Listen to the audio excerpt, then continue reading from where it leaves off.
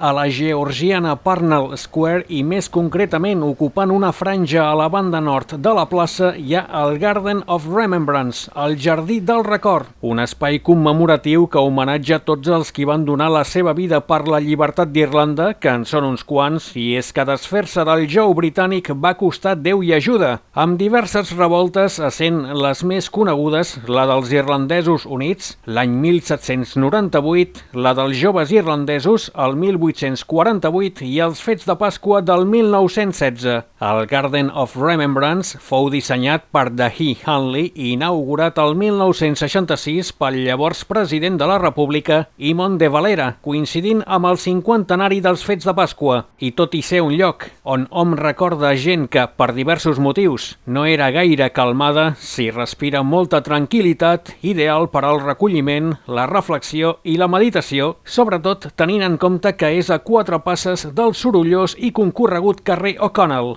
Una de les coses que més destaca del Jardí del Record és una piscina en forma de creu. El 1966 Irlanda era molt catòlica, situada en un fossat amb la mateixa forma, on l'aigua és cristal·lina i amb terra fet de mosaics que il·lustren el costum celta de trencar les armes i llançar-les al riu com a signe de fi de les hostilitats. Un cop passada la creu hi ha unes escales que duen a una imponent escultura instal·lada l'any 1971, obra d'Oisin Kelly i feta en una foneria de Florència, basada en la llegenda dels Children of Lear, en què els 4 fills de Lear són convertits en cignes, malgrat que després d'un període de 900 anys tornen a ser humans, simbolitzant la transformació i el renaixement d'Irlanda. Tanmateix, després de la reconversió dels cignes en humans, ara la quota aviar l'omplen les gavines, algunes de les quals aprofiten la tranquil·litat de la piscina per fer una capbussada i nedar-hi alegrement. I al fons, una paret amb el poema We Saw a Vision, vam tenir una visió, de Liam McUsteen, guanyador del concurs convocat el 1976, amb les versions anglesa i francesa en una placa petita i amb lletra normal, i la irlandesa estampada a la paret amb lletres grosses de color daurat i amb la grafia gaèlica anomenada Cloch Gelach. El poema parla de les visions que van tenir les generacions del passat i apel·la a les generacions futures, les de la llibertat, a recordar-les.